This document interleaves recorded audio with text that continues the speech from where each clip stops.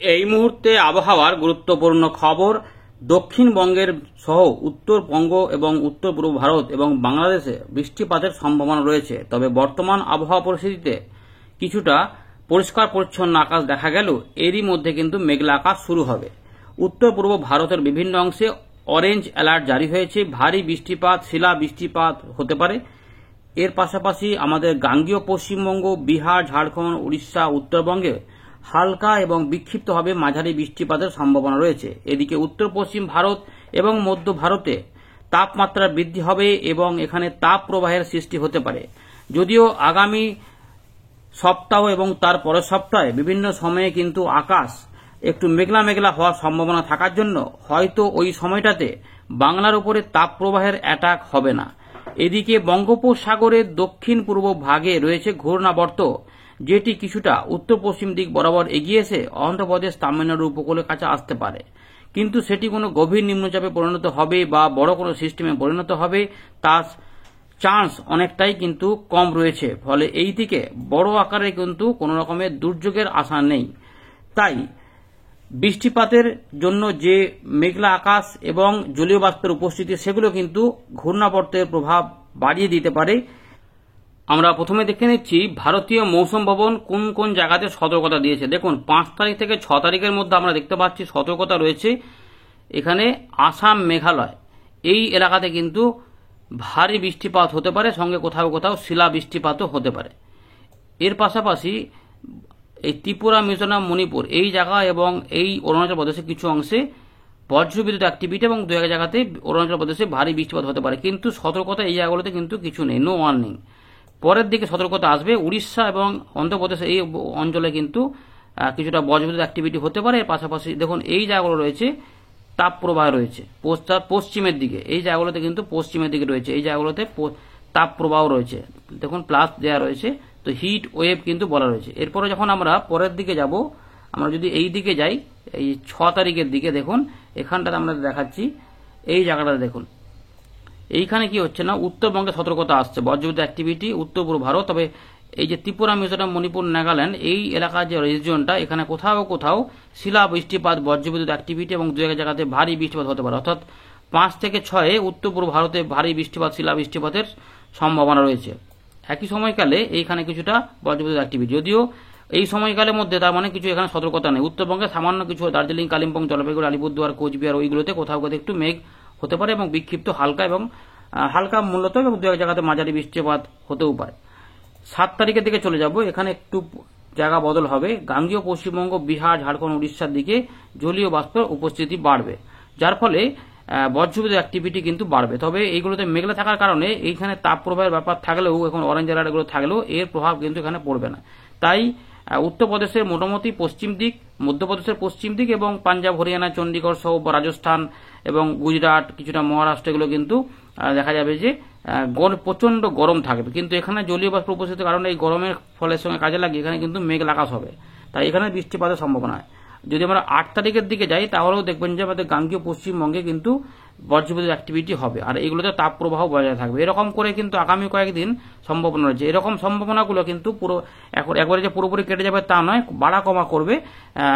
কিন্তু যেটা হবে 10 তারিখ, 11 তারিখ, 12 তারিখ, 13 তারিখ এই সময়কালে কিন্তু আরো বাড়বে এগুলো। তাই এখানে তাপ প্রবাহের উপস্থিতি সেভাবে লক্ষ্য করা যাবে না, যদিও গরম অস্বস্তিকর পরিবেশটা থাকতে পারে, কিন্তু এই দিকের মতো এত তাপ প্রবাহ এখানে এসে অ্যাটাক করবে না। যদিও এপ্রিল মাসেও কিন্তু তাপ স্বাভাবিকের থেকে বেশি তাপ প্রবাহ বলেছে, কিন্তু সেগুলো উত্তর পশ্চিম ভারত এবং মধ্য ভারতের পর্যন্ত সীমাবদ্ধ থাকার সম্ভাবনাই বেশি। এবারে মাসের শেষের দিকে হয়তো এদিকে যদি আসে বা অন্য কোনো পরিবর্তন হয়, সেক্ষেত্রে কিছুটা পরিবর্তন হতে পারে, না হলে কিন্তু এইরকম করেই কাটবে এবং গরমকে কাজে লাগিয়ে কোথাও কোথাও ঝড় বৃষ্টিও হতে পারে, এগুলোও কিন্তু থাকছে। এবার একটু দেখে নেব 5 তারিখে দেওয়া গুরুত্বপূর্ণ আপডেটে এখানে আবহাওয়া দপ্তর সিস্টেম নিয়ে কি কি বলেছে। আর এখন আপাতত যেটা বলছিলাম যে তাপমাত্রা বাড়বে 2 থেকে 4 ডিগ্রি করে বাড়বে উত্তর পশ্চিম ভারত, মধ্য ভারত, গুজরাট, মহারাষ্ট্র সব দিকে কিন্তু তাপমাত্রা বাড়ার ইঙ্গিত রয়েছে। আর বাকি আমাদের এই দিকগুলোতে কিন্তু সেরকম কোনো পরিবর্তন হবে না। এই দেখুন উত্তর পশ্চিম ভারতের বিভিন্ন জায়গাতে তাপ প্রবাহের সতর্কতা দেওয়া রয়েছে। দিল্লি, উত্তরপ্রদেশ, পাঞ্জাব, হরিয়ানা, গুজরাট, পশ্চিম রাজস্থান, পূর্ব রাজস্থান, পশ্চিম মধ্যপ্রদেশ সব জায়গাতে 10 তারিখ পর্যন্ত তাপ প্রবাহ থাকতে পারে।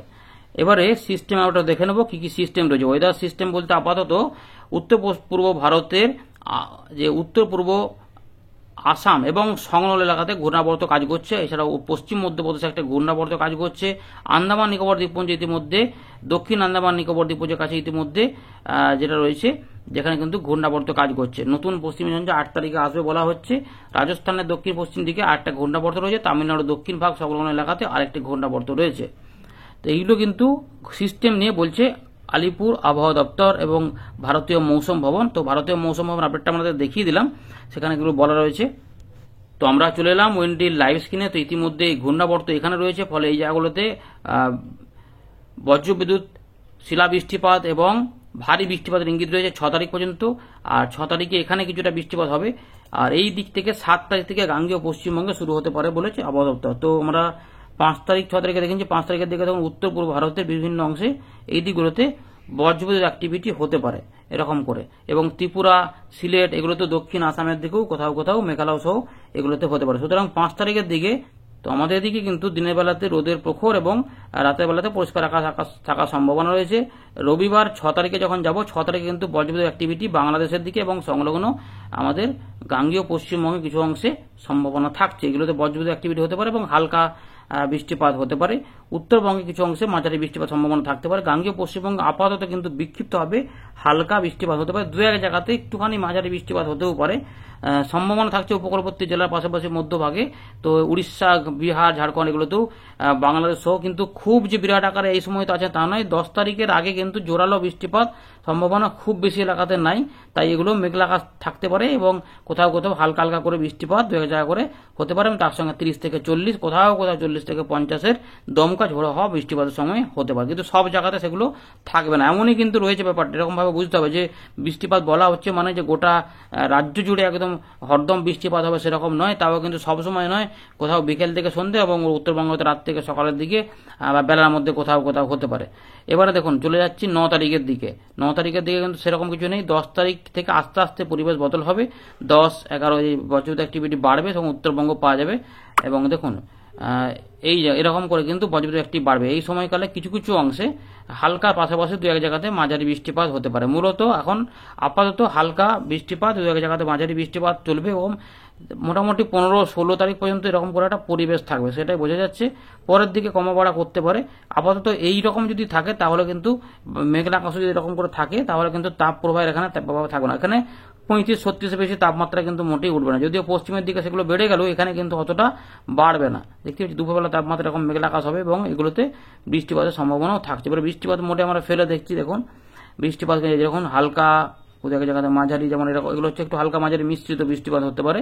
মুর্শিদাবাদ, নদিয়া বা এখানে হুগলি, 24 পরগনা, বর্ধমান, বাংলাদেশের রাজশাহী, খুলনা, ঢাকা, বরিশাল এগুলো বিভাগে হতে পারে।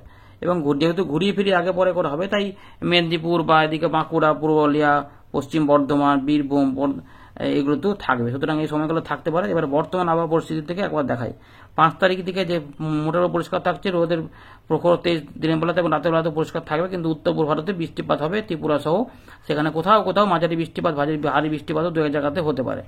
6 তারিখের দিকে সংলগ্ন বাংলাদেশ, ত্রিপুরা এবং মিজোরাম এগুলোতেও বৃষ্টিপাত ঢুকতে পারে, মণিপুরের দিকগুলোতে। তাই কোথাও কোথাও এখানে শিলা বৃষ্টিপাত বা হালকা বা মাঝারি ভারী বৃষ্টিপাতও বিক্ষিপ্তভাবে হতে পারে। তো এই দিকগুলোতে কিন্তু পাওয়া যাবে। 7 তারিখে এই বৃষ্টিপাতের পরিমাণ এদিকে এগিয়ে আসবে। তখন গাঙ্গেয় পশ্চিমবঙ্গে কলকাতা, হাওড়া, হুগলি, 24 পরগনা, মেদিনীপুর, বীরভূম, এদিকে বর্ধমান এই দিকগুলোতে, পুরুলিয়া, বাঁকুড়ার দিকগুলোতে কোথাও কোথাও ঘুরিয়ে ফিরিয়ে এদিক ওদিক করে 7-8-এর মধ্যে কিন্তু একটা বৃষ্টিপাতের পরিবেশ থাকবে। কিন্তু আবার বলছি সব জায়গাতে হবে না। এখানে ব্যাপ্তি দেখলেই বুঝতে পারছেন যে সব জায়গাতে কিন্তু থাকছে না। বাঁকুড়া, বর্ধমান, হুগলি, তাও প্রত্যেক জেলার প্রত্যেক জায়গাতে নয়, ঘুরিয়ে ফিরিয়ে কিন্তু এদিকে হতে পারে। গরমটা তো কিন্তু থাকবে, তারই মধ্যে হলো বৃষ্টি হলে যেখানে বৃষ্টি হবে সেখানে স্বস্তি। দীঘা, মন্দারমণির দিকে 9 তারিখ 10 তারিখের দিকে, কারণ বলুন তো এখানে কিন্তু ঘূর্ণাবর্তটা চলে আসবে। যে বঙ্গোপসাগরে যে ঘূর্ণাবর্তটা ছিল নিম্নচাপটা মতো, সেটা কিন্তু ধীরে ধীরে এরকমভাবে দেখুন বৃষ্টিপাত নিয়ে ধীরে ধীরে এগোতে থাকবে, উত্তর পশ্চিম দিকে এগোতে থাকবে। এরকমভাবে এগোতে এগোতে এটা অন্ধ্রপ্রদেশ, উড়িষ্যার দিকে চলে আসবে। তারপরে এখানে 9 তারিখ 10 তারিখ থেকে উড়িষ্যার আশেপাশে এলেও এখান থেকে কিন্তু জলীয় বাষ্প আমাদের এখানে প্রবেশ করাবে। দেখুন এটা দেখাচ্ছে এখানে যে দমকা ঝোড়া, এই যে ঘূর্ণিটা দেখতে পাচ্ছেন পরিষ্কার, এই ঘূর্ণিটার ফলে জলীয় বাষ্প ঢুকবে এবং এখানে মেঘলা আকাশও টুকটুক করে হবে এবং এরই ফলে এই বৃষ্টিপাতের সম্ভাবনা কিন্তু থাকবে। এই 10 তারিখ থেকে ধীরে ধীরে বৃষ্টিপাতের পরিবেশ থাকবে। আবহাওয়া তো প্রত্যেক জেলাতেই বলে থাকবে, কিন্তু প্রত্যেক জায়গাতে হবে না। হালকা মাঝারি বৃষ্টিপাত বিক্ষিপ্ত হবে বিকেল বা রাতের মধ্যে। এই সময়কালটার মধ্যে উত্তরবঙ্গ সহ দক্ষিণবঙ্গ, বাংলাদেশের উত্তরভাগ, মধ্যভাগ সব জায়গাতেই ঘুরিয়ে ফিরিয়ে বিহার, ঝাড়খণ্ড, উড়িষ্যার দিকগুলোতেও এরকমভাবে হতে থাকবে। 13, 14 দেখুন, এবার সব দিন একই রকম বৃষ্টিপাত, হয়তো 11 তারিখে হলো তো 12 তারিখে ফাঁকা হলো, 13, 14 মধ্যে আবার কিছুটা বৃষ্টিপাত নেমে গেল, এরকম করে হবে। মূলত আপাতত হালকা এবং মাঝারি বৃষ্টিপাতের, বিরাট আকারের ঝড় নয়, দমকা ঝোড়ো হাওয়া থাকতে পারে। আপাতত এরকমই কিন্তু এখানে ব্যাপারটা রয়েছে। এতে কিছু পরিবর্তন পরবর্তী ক্ষেত্রে হতেও পারে, তখন কিছু পরিবর্তন হলে আমরা জানাবো। আপাতত 6 তারিখ পর্যন্ত খুব বেশি বৃষ্টিপাতের সম্ভাবনা নেই। গাঙ্গেয় পশ্চিমবঙ্গে, উত্তরবঙ্গে সামান্য ঢুকছে, তবে বাংলাদেশে কিছুটা ঢুকে পড়বে। তার আগে উত্তর পূর্ব ভারত, আসাম, মেঘালয়, মিজোরাম, মণিপুর, নাগাল্যান্ড, এই ত্রিপুরার এই জোনটাতে কিছু অংশে বৃষ্টিপাত হবে। 7, 8-এর মধ্যে কিছু অংশে আমরা হালকা এবং মাঝারি ধরনের বিক্ষিপ্ত বৃষ্টিপাত দক্ষিণবঙ্গে পেতে পারে, সঙ্গে দু এক জায়গাতে বজ্র বিদ্যুৎ অ্যাক্টিভিটি হবে। এই রয়েছে আপাতত আপডেট। ধন্যবাদ।